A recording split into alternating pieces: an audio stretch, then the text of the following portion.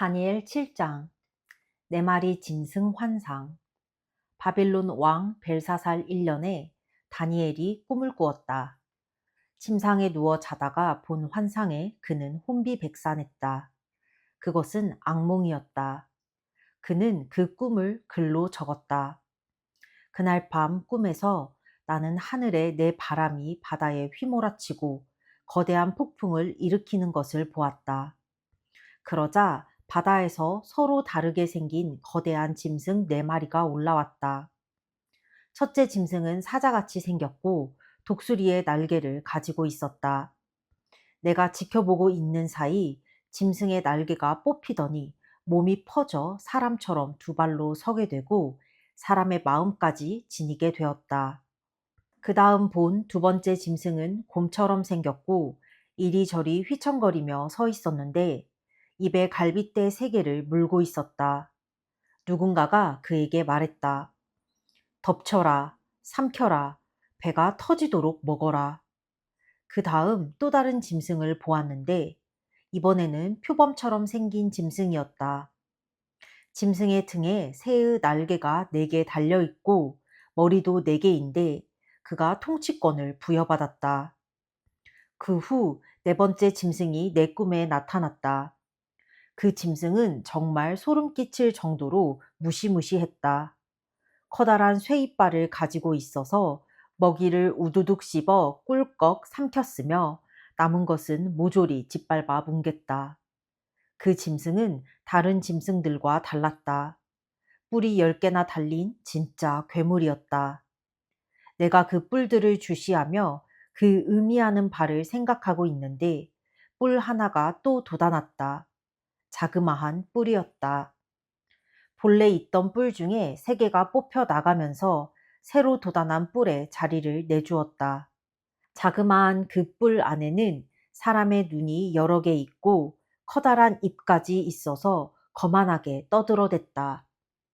내가 그것들을 지켜보고 있는데 보좌들이 놓이고 옛적부터 계시는 분이 앉아 계셨다.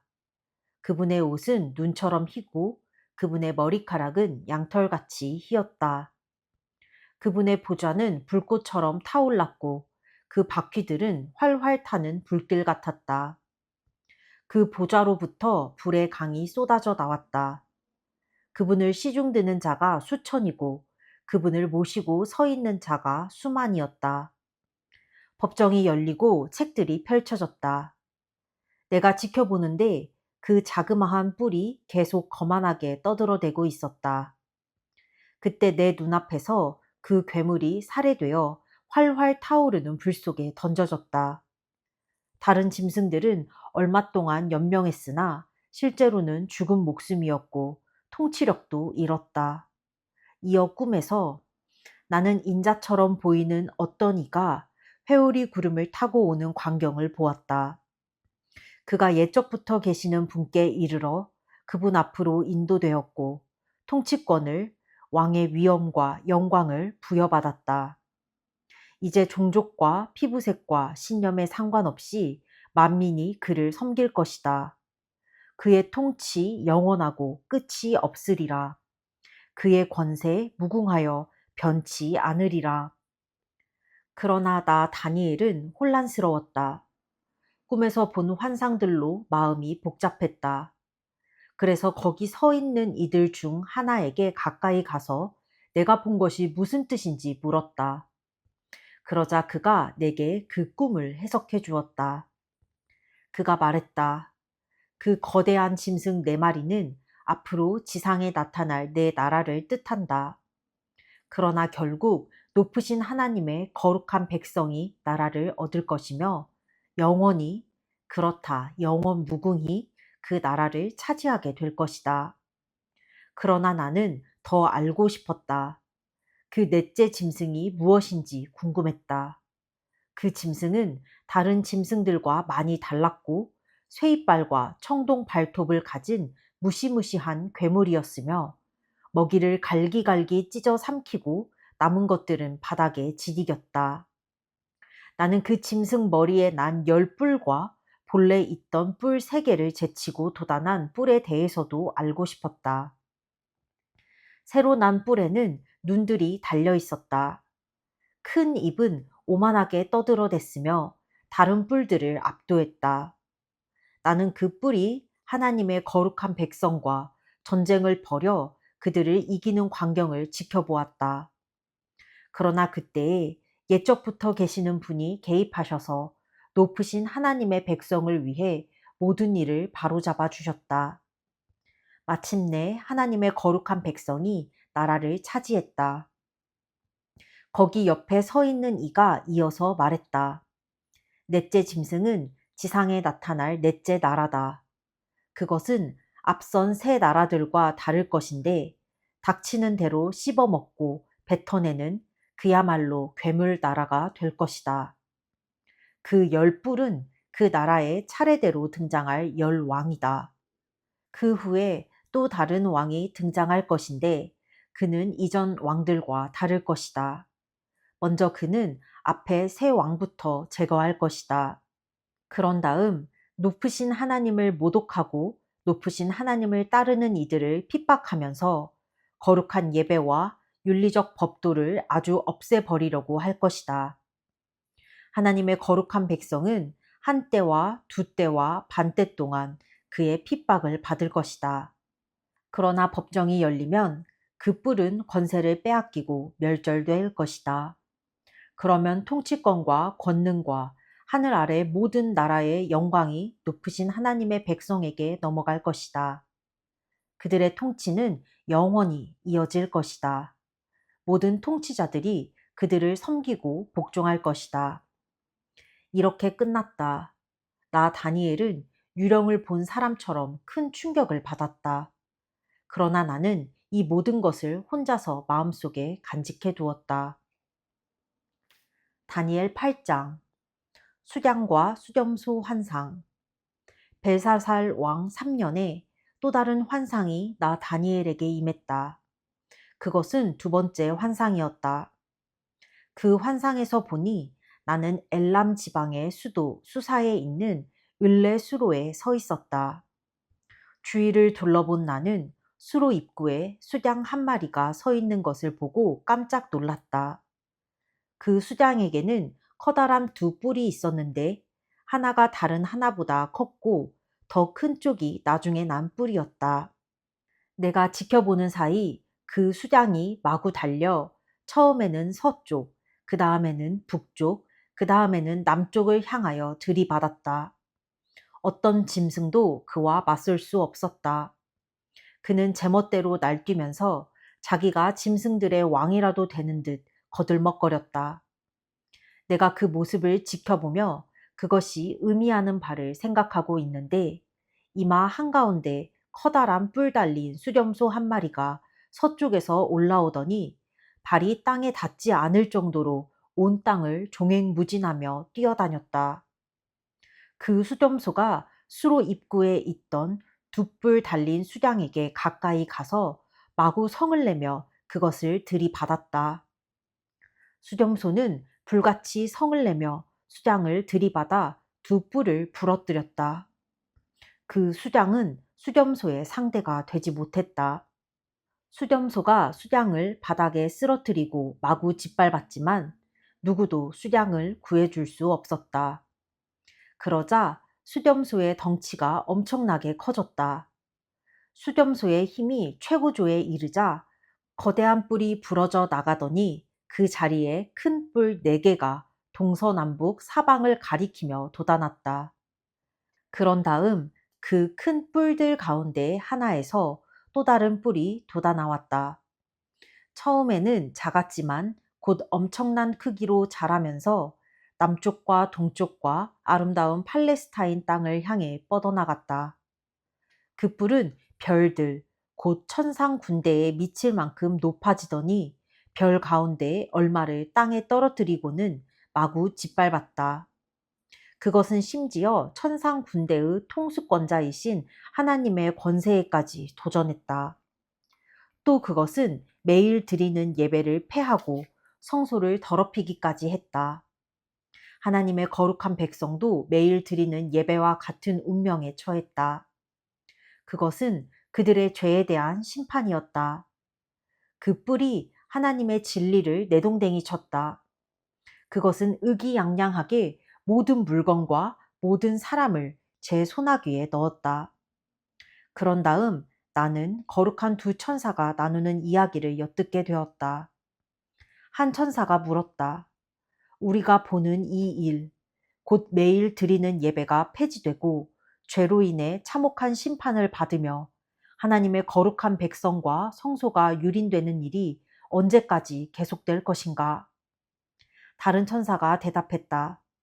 저녁과 아침으로 2300번의 희생제가 드려진 다음에야 성소가 다시 세워질 것이다.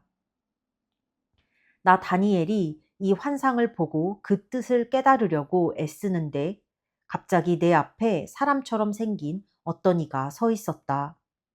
그때 을레수로 옆쪽에서 어떤 사람이 큰 소리로 외쳤다. 가브리엘아, 그에게 말해 주어라. 이 환상을 설명해 주어라. 그러자 그가 내게 다가왔다. 그 순간 나는 겁에 질려 얼굴을 땅에 대고 엎드렸다. 그가 말했다. 이 환상은 세상 끝에 관한 것이다. 그가 입을 열어 말하자마자 나는 기절하여 땅바닥에 얼굴을 댄 채 쓰러졌다. 그러나 그가 나를 잡아 일으켜 세웠다. 그가 이어서 말했다. 장차 세상이 끝나고 진노의 심판날이 닥칠 때에 무슨 일이 있을지 내게 말하려고 한다. 내가 본 두 뿔 가진 수량은 메대와 페르시아의 두 왕을 나타낸다.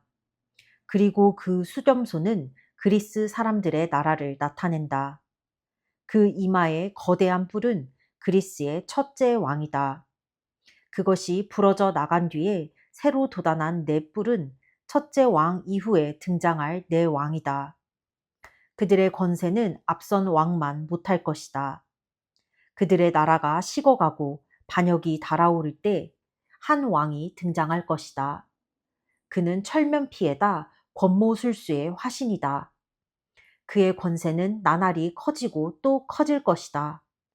그는 허풍을 떨면서 의기양양하게 무엇이든 제멋대로이며 영혼과 거룩한 이들을 사정없이 해치울 것이다.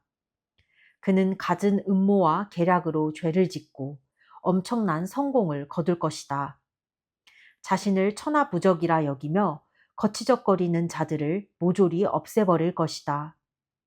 그러나 그는 만왕의 왕이신 분에게까지 대적하다가 결국 박살이 나고 말 것이다. 그를 부순 것은 사람의 손이 아니다. 저녁과 아침에 2300번의 희생제에 대한 이 환상은 틀림없으며 기밀 사항이다. 너 혼자 비밀로 잘 간직하여라. 이는 먼 훗날에 대한 것이다. 나 다니엘은 정신이 없어서 여러 날 동안 기운을 차리지 못했다.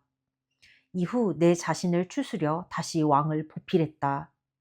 그러나 이 환상으로 내 마음은 여전히 혼란스러웠다. 나는 그 뜻을 이해하지 못했다. 다니엘 9장. 다니엘의 기도. 메대 출신으로 아하수에로의 아들인 다리오가 바빌론 땅을 다스리는 왕이 되었다. 그의 통치 첫 해에 나 다니엘은 성경을 읽으면서 예언자 예레미야에게 주어진 하나님의 말씀, 곧 예루살렘이 폐허로 있어야 할 횟수가 70년이라는 것을 곰곰이 생각했다. 나는 응답을 들으려고 주 하나님께 나아갔다. 거친 베옷을 걸치고 금식하며 잿더미 위에 무릎을 꿇고 간절히 기도했다. 나는 내 하나님 앞에 마음을 쏟고 영혼을 토해냈다. 오 주님, 위대하고 존귀하신 하나님, 주께서는 주의 언약을 한결같이 지키시며 주를 사랑하여 주의 말씀을 지키는 자들을 결단코 버리지 않으십니다. 그러나 우리는 죄라는 죄는 다 짓고 살아왔습니다. 악행을 일삼고 반역하면서 주께서 밝히 보여주신 길을 이리저리 피해 다녔습니다. 우리 왕과 지도자와 조상과 땅의 모든 백성에게 주의 말씀을 전해주던 주의 종 예언자들의 말에도 귀를 막았습니다.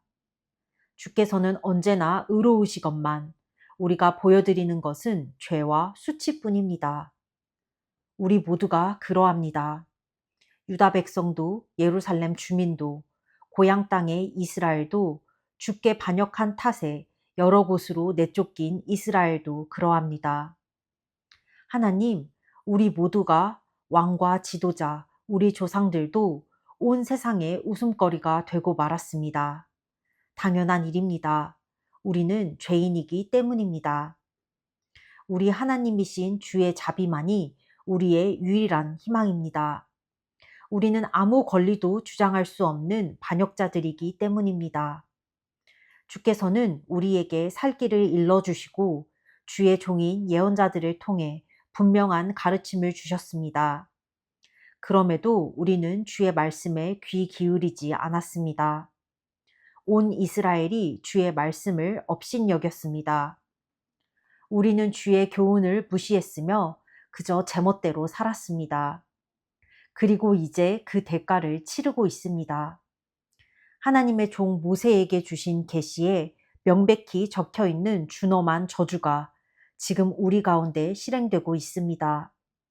주를 거역했던 죄의 값입니다. 주께서는 우리와 우리 통치자들에게 행하시겠다고 말씀하신 일을 마침내 시행하셨습니다.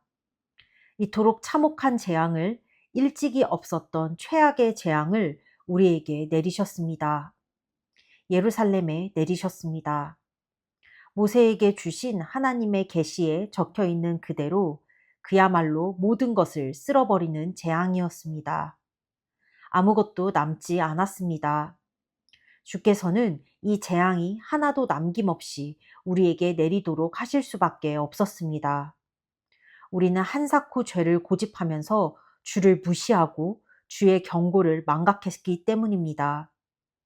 우리 하나님이신 주께서 우리에게 행하신 일은 전적으로 옳습니다.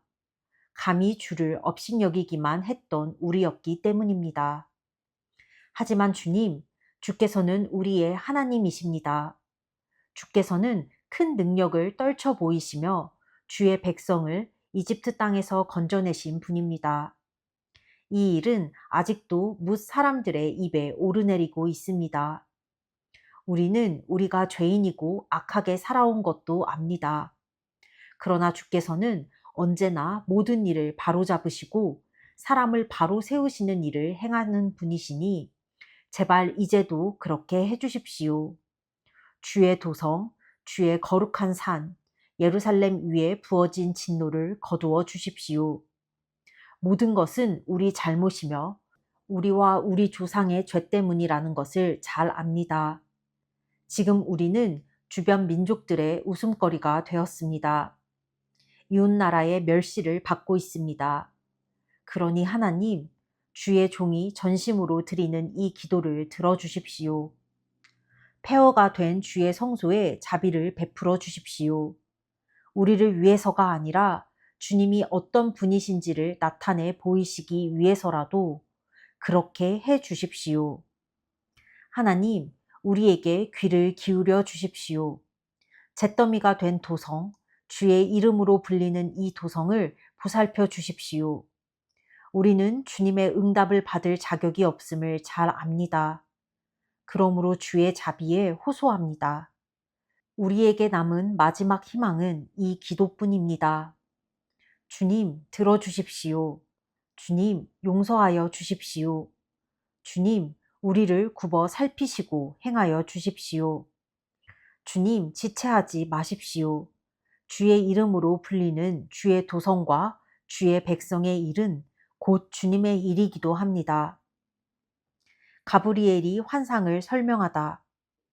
내가 나의 하나님 앞에서 내 죄와 내 백성 이스라엘의 죄를 아뢰고 내 하나님의 거룩한 산을 위해 마음을 쏟아 간절히 기도하고 있는데 기도에 몰두해 있던 저녁 예배 시간 무렵 이전 환상에서 봤던 사람 모습의 가브리엘이 새처럼 날아서 내게 다가왔다. 그가 내 앞에 서서 말했다. 다니엘아, 너에게 깨달음을 주려고 내가 왔다. 내가 기도를 시작하자마자 응답이 내렸고 나는 그 응답을 내게 전해주려고 왔다. 내가 참으로 큰 사랑을 받고 있구나. 그러니 이 응답을 잘 들어라. 계시의 분명한 뜻에 귀를 기울여라. 내 백성과 내 거룩한 도성의 반역을 제압하고 죄를 멈추게 하고 범죄를 쓸어내고 모든 일을 영원히 바로잡으며 예언자가 본 것을 확증하고 지성소에 기름을 붓는 데 이른 이래의 기간이 정해졌다. 너는 다음의 사실을 반드시 깨닫고 알아야 한다. 예루살렘을 재건하라는 말씀이 내리는 때부터 기름 부음 받은 지도자가 오기까지 7이래가 지날 것이다. 재건 기간은 길을 닦고 못을 두르는 일까지 포함해서 62이래가 걸릴 것인데 힘겨운 시간이 될 것이다. 62이래 후에 기름 부음 받은 지도자가 살해될 것이다. 그의 최후다. 새로 오는 지도자의 군대가 도성과 성소를 폐허로 만들 것이다. 홍수에 휘말리듯 도성이 종말을 맞을 것이다. 마지막까지 전쟁이 휘몰아쳐서 그 땅이 전부 황폐하게 될 것이다. 그런 다음 한 이래 동안 그는 많은 자들과 강력한 동맹을 맺을 것인데 그 이래의 반이 지날 즈음 그가 예배와 기도를 그 땅에서 추방할 것이다. 예배 장소에는 신성을 모독하는 역겹고 흉측한 우상이 세워지겠고 신성을 모독한 자가 마지막을 맞을 때까지 그곳에 서 있을 것이다.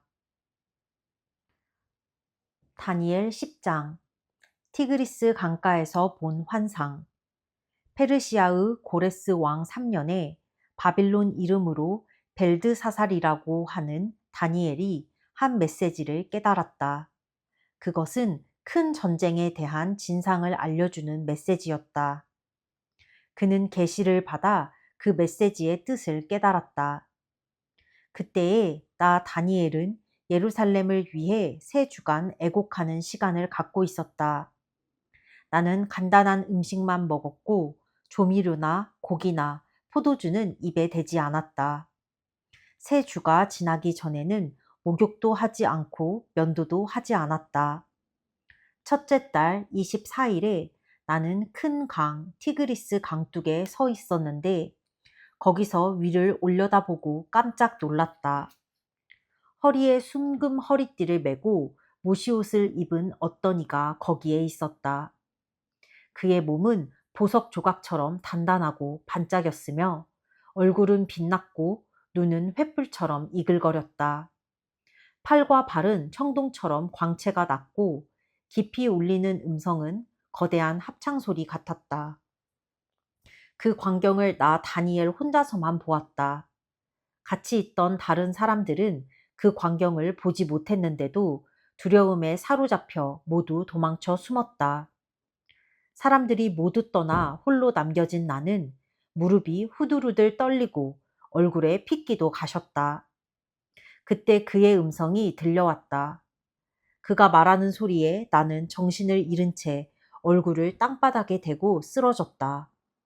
그러자 어떤 손이 나를 어루만지더니 내 손과 무릎이 땅에 닿도록 일으켰다. 그가 말했다. 뛰어난 자 다니엘아, 귀 기울여 나의 메시지를 들어라. 일어서라. 곧게 서라. 내게 이 소식을 전해주려고 내가 보냄을 받았다. 그의 말을 듣고 내가 일어섰으나 여전히 떨고 있었다. 다니엘아, 진정하여라. 그가 계속해서 말했다. 두려워하지 마라. 내가 이 일을 깨달으려고 내 자신을 낮춘 순간부터 하나님은 내 기도를 들으셨다. 그리고 내가 너에게 왔다. 페르시아 왕국의 천사장이 내 길을 가로막아 시간이 3주나 지체되었지만 가장 높은 천사장 가운데 하나인 미가엘이 나서서 나를 도와주었다. 나는 그를 페르시아 왕국의 왕과 함께 있게 놔두고 떠나왔다. 마침내 내 백성에게 일어날 일을 내게 보이기 위해 이렇게 온 것이다. 이 환상은 장차 있을 일에 대한 것이다. 그가 말을 하는 동안 나는 땅만 보며 아무 말도 하지 못했다. 그때 갑자기 사람 손 같은 것이 내 입술을 어루만졌다. 그러자 내 입이 열리고 그에게 말을 하기 시작했다. 주여, 저는 주를 보고서 두려움에 사로잡혔습니다. 무릎이 후들후들 떨리고 움직일 수조차 없습니다. 사지가 굳고 숨을 쉬기조차 어려운데 미천한 종인 제가 어떻게 감히 주와 이야기할 수 있겠습니까? 그러자 사람 모습의 그가 다시 한번 나를 어루만지며 힘을 북돋아 주었다. 그가 말했다. 친구여, 두려워하지 마라. 평안하여라. 다 잘 될 것이다. 용기를 가져라. 힘을 내라. 그가 말을 할 때에 내 속에서 용기가 솟아올랐다. 내가 말했다. 이제 말씀하십시오. 주께서 제게 용기를 불어넣어 주셨습니다. 그가 말했다. 너는 내가 왜 내게 왔는지 아느냐? 이제 나는 돌아가서 페르시아의 천사장과 싸워야 한다. 내가 그를 물리치면 그리스의 천사장이 올 것이다. 그러나 나는 그 전에 먼저 진리의 책에 기록된 것을 내게 말해주려고 한다. 그 싸움에서 나를 도울 수 있는 이는 너희 천사장 미가엘밖에 없다. 다니엘 11장. 나 역시 메대 사람 다리오 1년부터 있는 힘을 다해 그를 도왔다. 남쪽 왕과 북쪽 왕이 싸우리라. 이제 내가 이 일의 진상을 말해주겠다. 페르시아에 새 왕이 더 등장하겠고 그 다음 넷째 왕은 그들 모두보다 더 큰 부를 얻을 것이다. 그는 재물이 쌓인 만큼 힘도 커졌다 여기고 그리스 나라 전체를 상대로 전쟁을 일으킬 것이다. 그때 한 강력한 왕이 나타나서 거대한 영토를 차지하고 세상을 좌지우지할 것이다. 그러나 전부를 장악한 듯 보였던 권력의 정점에서 그의 나라는 동서남북 사방 넷으로 나뉠 것이다. 그의 상속자들은 아무것도 얻지 못하고 그의 왕위도 계승하지 못할 것이다. 다른 자들이 그것을 놓고 전쟁을 벌여 나눠 가질 것이다. 그 후 남쪽 왕이 강해지겠으나 그의 제후들 중 하나가 그보다 강력해지면서 더 큰 영토를 다스리게 될 것이다. 수년 후에 남쪽 왕과 북쪽 왕은 협정을 맺고 평화 조약을 굳건히 하기 위해 남쪽 왕의 딸과 북쪽 왕이 결혼을 하게 될 것이다. 그러나 그녀의 영향력은 약화되고 그녀의 아이도 살아남지 못할 것이다. 그녀와 그녀의 종들, 그녀의 아이와 그녀의 남편 모두 배신당하고 말 것이다. 그 얼마 후에 왕족 출신의 한 사람이 나타나서 권력을 잡을 것이다. 그가 자기 군대를 이끌고 북쪽 왕의 요새에 쳐들어가 대승을 거둘 것이다.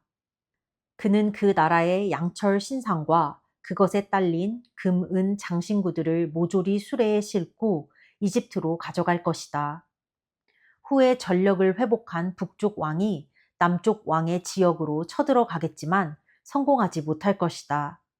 그는 결국 퇴각하고 말 것이다. 그러나 이후 그의 아들들이 대군을 일으켜 남쪽 요새로 물밀듯이 쳐들어갈 것이다.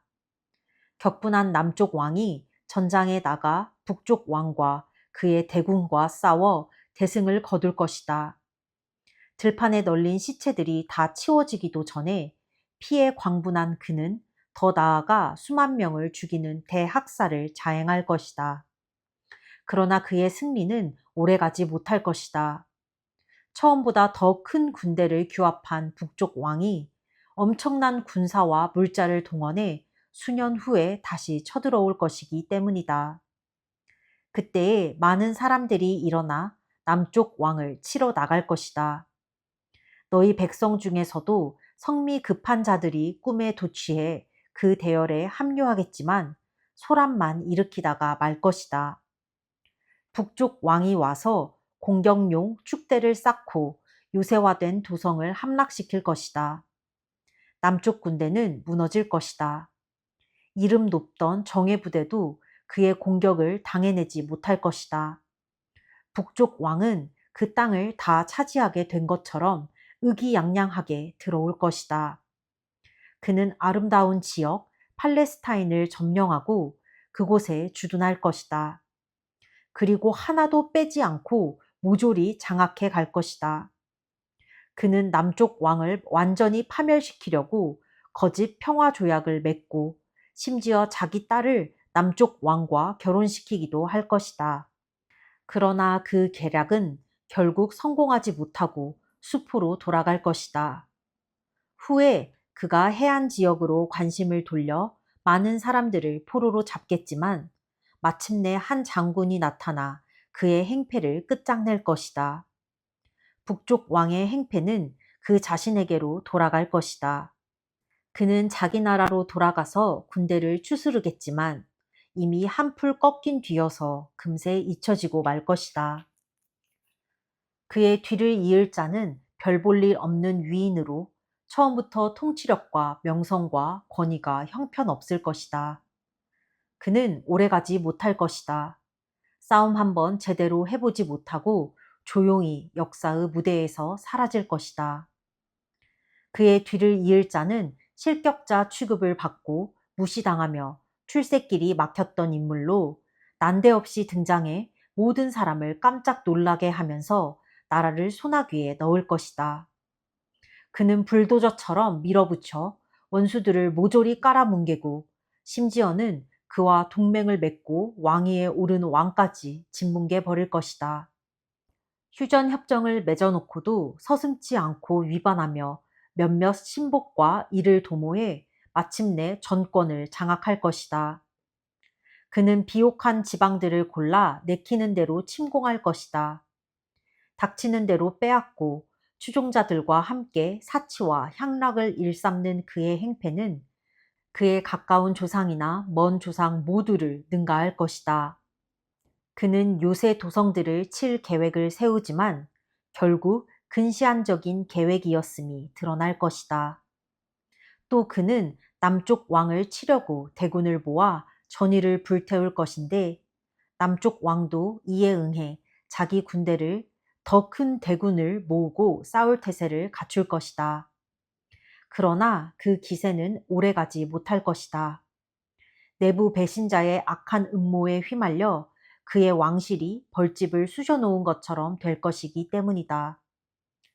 남쪽 왕의 군대는 박살이 나고 전장은 시체로 뒤덮일 것이다. 그 두 왕은 서로 음흉한 계략을 품고 협상 자리에 앉아서 거짓말을 주고받을 것이다. 그러나 그 거짓투성이 조약으로 얻는 것은 아무것도 없을 것이다. 이것이 끝이 아니다. 이야기가 끝나려면 아직 멀었다. 북쪽 왕은 노획물을 가득 싣고 자기 나라로 돌아가는 귀국길에 거룩한 언약을 깨뜨리겠다는 생각을 할 것이다. 1년 후에 그는 다시 남쪽을 침공해 올 것이다. 그러나 두 번째 침공은 첫 번째 침공에 훨씬 못 미칠 것이다. 로마 배들이 당도하면 그는 꽁무니를 빼고 그의 나라로 달아날 것이다. 그러나 귀국길에 그는 거룩한 언약에 대해 분이 가득하게 될 것이다. 그는 거룩한 언약을 배신한 자들의 뒤를 봐주며 그들을 우대할 것이다. 그의 경호부대원들이 성소와 성체에 난입해 그곳을 더럽힐 것이다. 그들은 매일 드리는 예배를 폐하고 신성모독적이고 역겨운 우상을 그곳에 세울 것이다. 북쪽 왕은 거룩한 언약을 배신한 자들을 감언이설로 꿰어 매수할 것이다. 그러나 용기를 내어 하나님께 충성을 다하는 이들은 완강히 저항할 것이다. 심지가 곧은 이들은 스스로 모범을 보여 사람들에게 옳고 그름을 가르칠 것이다. 그들은 한 시절 동안 극심한 시련을 겪을 것이다. 어떤 자들은 살해되고 어떤 자들은 화형을 당할 것이며 어떤 자들은 포로로 끌려가고 어떤 자들은 약탈을 당할 것이다. 극심한 시련 중에 그들은 약간의 도움을 얻겠지만 충분하지는 않을 것이다. 도움을 주는 자들도 마지못해 도와줄 것이다. 심지가 곧고 충성스런 이들은 이 시련을 통해 단련되고 씻기며 정화될 것인데 이야기가 끝나려면 아직 멀었기 때문이다. 한편 북쪽 왕은 계속 제멋대로 날뛸 것이다. 그는 자신이 모든 신보다 더 위대하다며 스스로를 높일 것이다. 그는 신들의 신이신 하나님에게까지 도전하며 으스댈 것이다. 얼마 동안은 진노의 심판의 때가 다 찰 때까지 그가 무사할 것이다.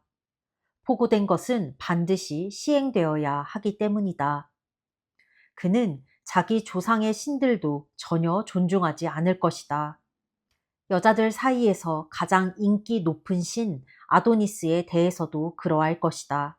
그는 모든 신과 여신을 업신여기면서 자신이 그들보다 더 위대하다고 뻐길 것이다. 심지어 그는 거룩한 이들의 하나님까지도 업신여길 것인데 하나님께서 경배받으시는 장소에 누구도 들어보지 못한 우상을 들여놓고 그것을 금은 보석으로 화려하게 장식할 것이다. 그는 낯선 신의 깃발을 높이 들고 주요 요새들을 공략할 것이며 그 신을 섬기기로 한 자들을 권력의 요직에 앉히고 땅을 하사할 것이다. 이 이야기의 마지막은 이러하다. 남쪽 왕이 그와 맞서겠고 북쪽 왕이 폭풍처럼 그를 덮칠 것이다. 전차 부대와 기병 부대와 대함대를 몰고 모든 것을 휩쓸며 내려올 것이다. 그가 아름다운 땅을 공격하고 그 앞에서 사람들이 추풍 낙엽처럼 쓰러질 것이다. 에돔과 모압과 몇몇 암몬 사람만이 화를 면할 것이다. 그는 손을 뻗어 이 나라 저 나라를 집어삼킬 것이다. 이집트도 예외가 되지는 못한다. 그는 이집트의 금은 보화를 모조리 긁어 모을 것이다. 리비아 사람과 에티오피아 사람들도 그에게 동조할 것이다. 그러나 그때 북쪽과 동쪽에서 불안한 소문이 들려와 그는 겁에 질릴 것이다. 그가 크게 노하여 사태를 진압하러 달려가지만 지중해 바다와 거룩한 산 사이에 그 왕의 천막을 치는 순간 그는 마지막을 맞게 될 것이다. 누구도 그를 도울 수 없으리라. 다니엘 12장 마지막 때 바로 그때 위대한 천사장이자 내 백성의 수호자인 미가엘이 나설 것이다. 그리고 세상이 만들어진 이래 최악의 환란이 임할 것이다. 그러나 내 백성, 그 책에 기록되어 있는 이들은 한 사람도 빠지지 않고 그 환란에서 구원을 받을 것이다. 오래전에 죽어 붙인 많은 자들이 깨어나서 어떤 자들은 영원한 생명을 얻고 어떤 자들은 영원한 수치를 겪게 될 것이다. 지혜롭게 산 사람들은 총총한 밤하늘의 별처럼 밝게 빛날 것이다. 사람들을 바른 길로 인도하여 살린 사람들은 별처럼 영원히 빛날 것이다. 다니엘아, 이 말씀은 기밀 사항이다. 너만 보고 들었으니 이것을 비밀로 간직해라. 마지막 때까지 이 책을 봉인해 두어라. 그때까지 많은 사람들이 이 내용을 알아내려고 이리저리 뛰어다닐 것이다. 나 다니엘이 이 모든 말씀을 곱씹고 있을 때 두 인물이 나타났다. 한 사람은 강 이쪽 언덕에, 다른 한 사람은 저쪽 언덕에 서 있었다. 그들 중 한 사람이 모시옷을 입고 강물 위쪽에 서 있는 셋째 사람에게 물었다. 이 놀라운 이야기는 언제 끝이 납니까? 모시옷을 입고 강물 위쪽에 서 있는 사람이 하늘을 향해 두 손을 들었다. 그는 영원하신 분을 두고 엄숙히 맹세하면서 이 이야기는 한 때와 두 때와 반때 동안 이어지다가 거룩한 백성을 압제하는 자가 패망할 때 완성된다고 말했다. 명확히 듣기는 했지만 나는 그 뜻을 이해하지 못했다. 그래서 물었다. 주님, 제게 그 뜻을 알려주시겠습니까? 다니엘아, 너는 그저 내 할 일을 계속하여라. 그가 말했다. 이 메시지는 마지막이 될 때까지, 마지막이 올 때까지 기밀 사항으로 봉인되어 있을 것이다. 많은 사람이 깨끗이 씻겨져 새 사람이 될 것이다. 그러나 악한 사람은 무슨 일이 벌어지는지도 모른 채 계속 악을 저지를 것이다. 지혜 있게 사는 사람들은 그 되어지는 일을 깨닫게 될 것이다. 매일 드리는 예배가 성전에서 사라지고 그 자리에 역겹고 흉측한 우상이 세워지는 때로부터 1290일이 흐를 것이다. 1335일 동안 인내하며 견디는 사람들은 진실로 복되다. 그러니 내가 어떻게 해야겠느냐? 불안해하거나 염려하지 말고 내 할 일을 해 나가라. 마음을 편히 가져라. 모든 일이 끝날 때 너는 일어나서 상급을 받을 것이다. 아멘.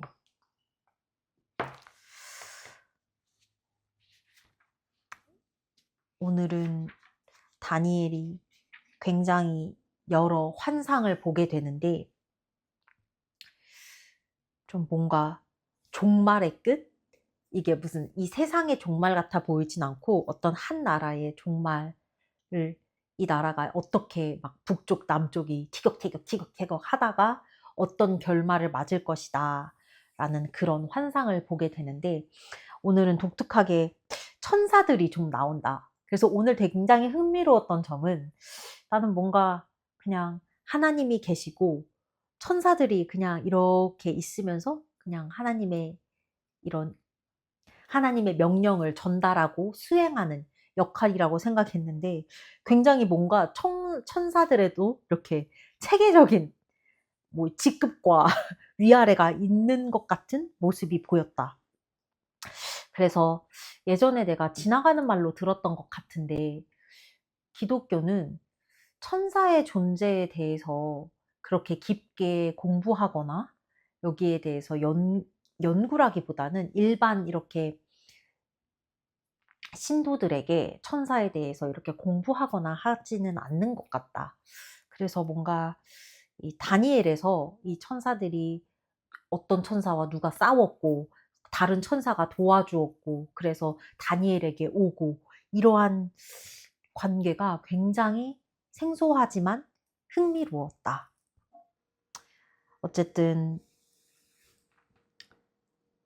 다니엘에게 이러한 환상을 보여준 이유가 있을 것이고 이 환상이 이미 과거에 진행이 되었는지 아니면 현재 진행 중인 건지 아니면 이후에 진행될지는 알 수 없겠으나 좀 굉장히 흥미로웠고 또 이 환상을 본 다니엘이 굉장히 놀랍고 두려웠을 것 같은 마음이 든다. 그럼에도 불구하고 가장 뒤에 마지막에 이 환상을 끝맺으면서 그럼 다니엘이 그럼 저는 뭘 어떻게 해야 됩니까? 했을 때 너는 너의 할 일을 해라 라고 말을 하는데 불안해하거나 염려하지 말고 그냥 너가 해야 될 일을 계속 해 나가라. 그저 너가 할 것은 그냥 나의 할 일을 할 뿐. 뭘 더 계획하고 막 머리를 싸매고 하는 게 아니라 그냥 매일매일 하루하루 내가 해야 할 일을 하는 것.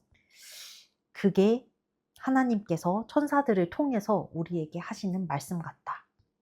매일 하루하루 성경을 읽고 기도하고 하나님의 말씀을 묵상하는 것. 그리고 주어진 나의 하루하루에 그냥 열심히 살아가는 것. 그게 내가 할 수 있는 일인 것 같다. 오늘은 여기까지. 끝!